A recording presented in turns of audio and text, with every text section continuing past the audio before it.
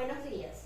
Nos encontramos aquí reunidos el licenciado Gamaliel Sánchez y mi persona, Roxana García, para desarrollar el módulo 2 de la Cátedra de Administración de Pymes de la Maestría de Gerencia General, convenio entre la Universidad de los Llanos, Universidad Nacional Experimental de los Llanos y PDVSA.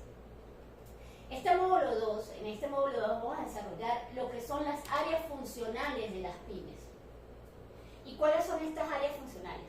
Estamos hablando de la organización, de la producción, el marketing, los recursos humanos y el capital de trabajo. En este caso específico, nuestro equipo estará desarrollando sobre lo que es el capital de trabajo. Como todos sabemos, cada empresa es un caso particular y único.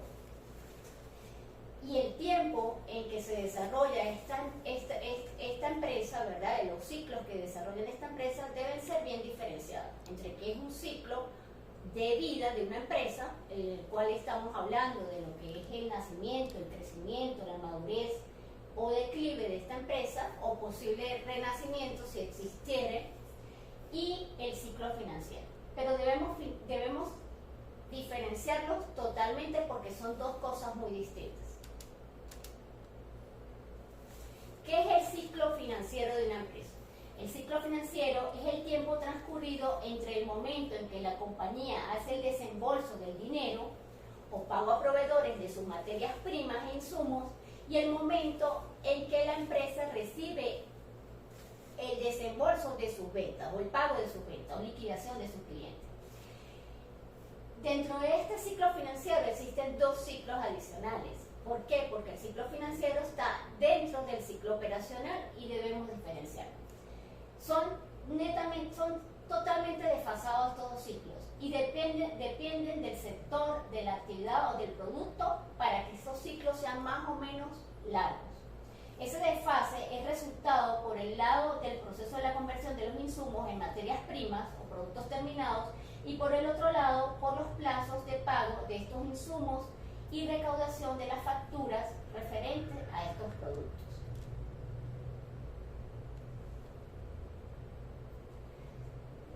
Para calcular el valor del ciclo financiero de una empresa existe una fórmula que está totalmente estandarizada. Esta fórmula se trata de que el ciclo financiero es igual al plazo promedio de recibimiento o de recolección de la factura o de la liquidación de las ventas, más el plazo promedio del stock que exista en inventario, menos el plazo promedio de pago. Es decir, como está allí en la fórmula, el ciclo financiero igual a PPR más PPS menos PPP. Debemos acotar que la gestión del ciclo financiero es total y sumamente fundamental para la buena gestión de una empresa.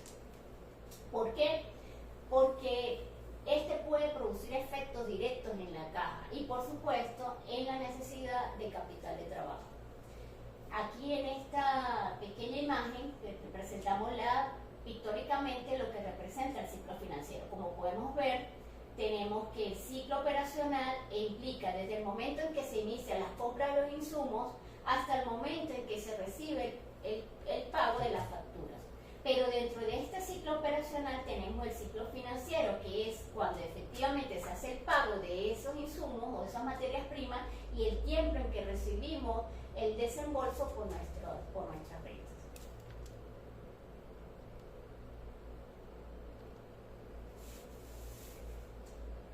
Ahora bien, de esa fórmula que antes desarrollamos o presentamos, tenemos que exponer o tenemos que aclarar cuáles son los indicadores de cada una de ellas y las características que deben de tener cada uno de esos ítems. Aquí hablamos de que este ciclo financiero está compuesto por tres indicadores.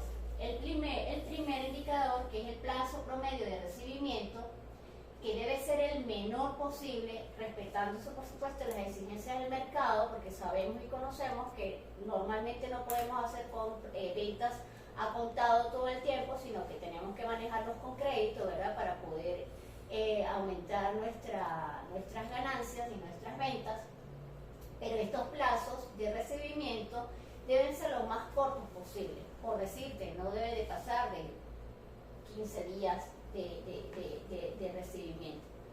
El plazo promedio de pago, que es el segundo indicador, debe ser el más largo posible, o deberíamos de tratar de tener los plazos de pago lo más largo posible, porque por supuesto esto va a ser de ventaja para nosotros como empresa.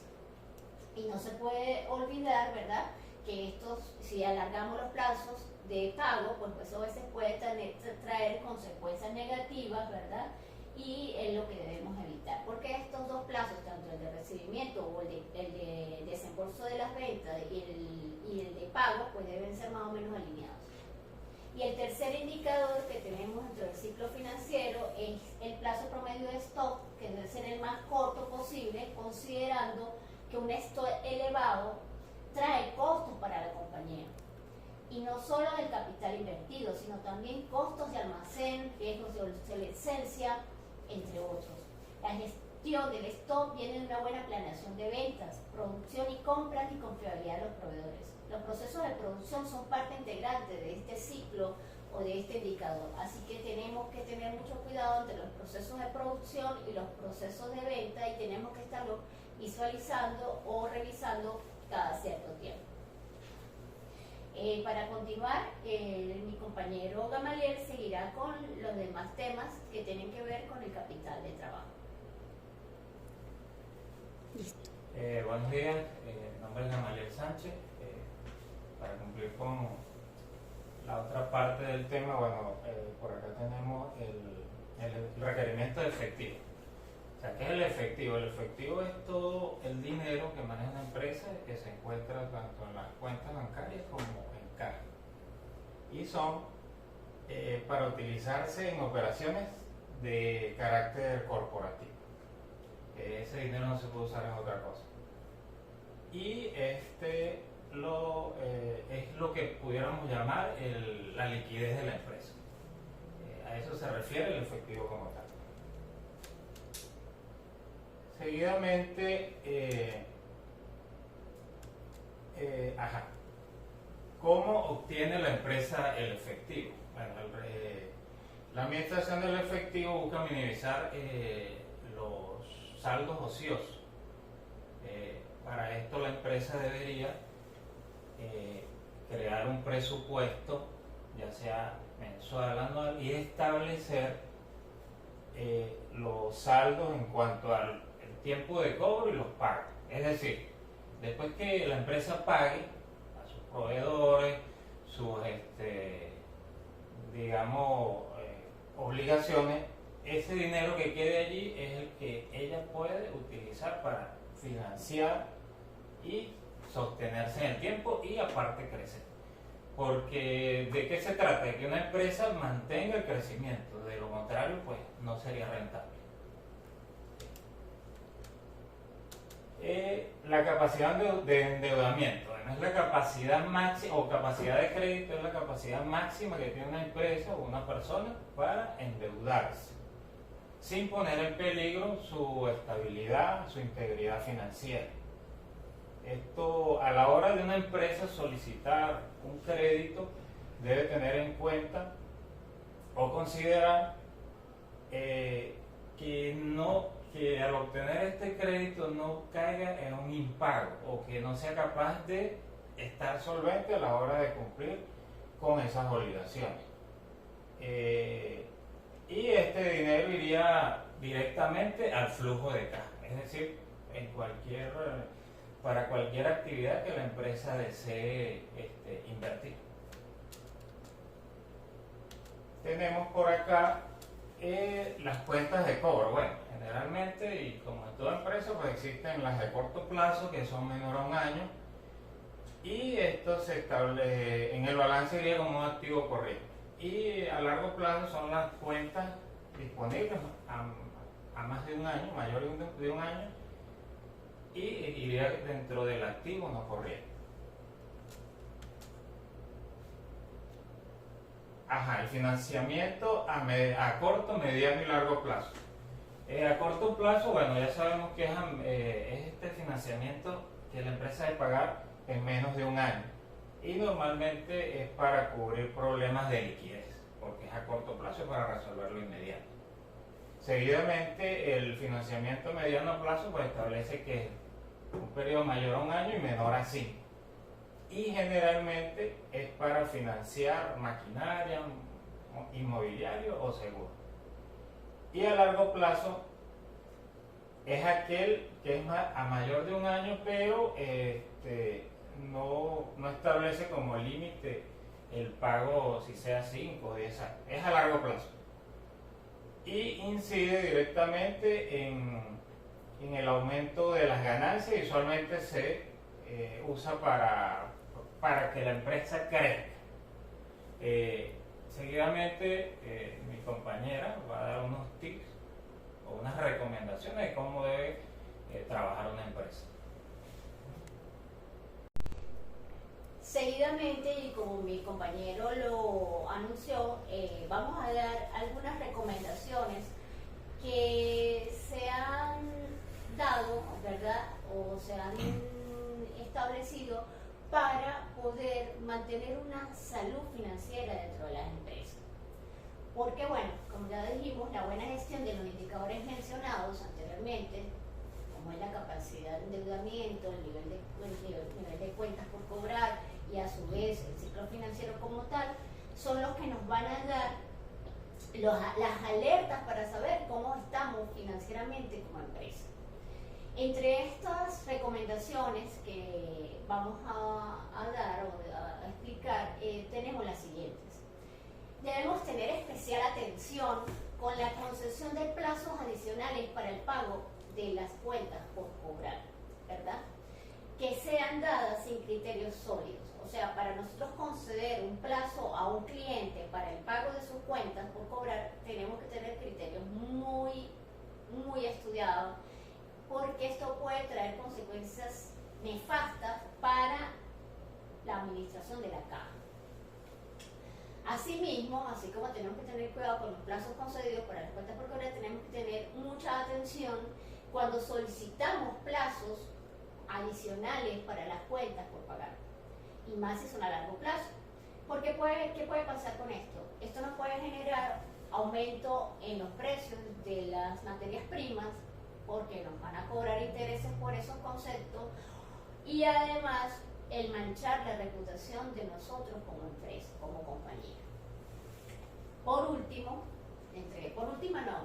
La siguiente recomendación es que tenemos que tener atención para no tener atrasos en la entrega de los pedidos, contrariando los acuerdos firmados con los clientes, ya que esto podría aumentar el tiempo en el plazo de recibimiento o del pago de las facturas y además crear disfunciones en el ciclo de producción de las compañías.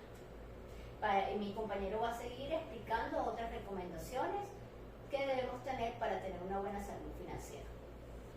Siguiendo con las recomendaciones, tenemos una que es muy importante, que es el ciclo de facturación.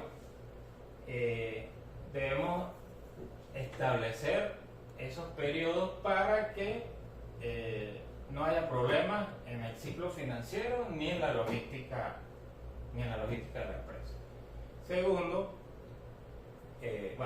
de esta lámina, la entrada y salida en cuanto a mercancía o materia prima.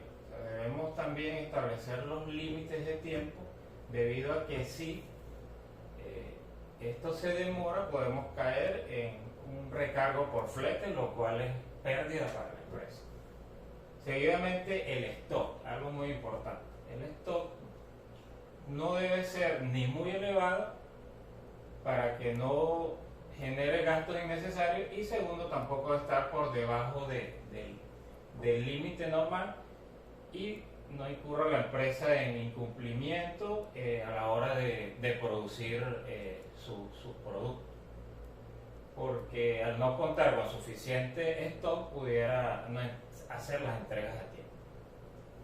Y en cuanto a las políticas de compra, comprar barato no es ideal para una empresa, pero tampoco comprar caro. Aquí lo que debe ser, darse es un equilibrio y tiene que haber una muy buena planificación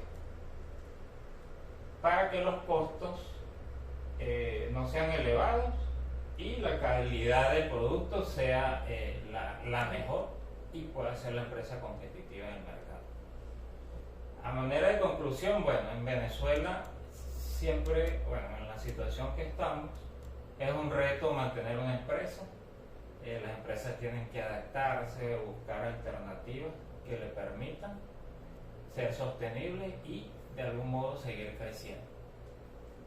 Por acá tenemos un lema que dice: si no hay caja, no hay liquidez, o sea, es el camino a la tumba. O sea, una empresa que no genere ingresos, o que sus ingresos no estén por encima de sus gastos, pues obviamente es una empresa que está destinada a cerrar sus puertas y lamentablemente pues en Venezuela es el día a día. Sin embargo, no está determinado que una empresa que quiera establecerse esté destinada al fracaso. Hay alternativas, hay maneras de adaptarse, de reinventarse y bueno, eso es lo que nos queda a los venezolanos. Muchas gracias por su atención. Ahora sí.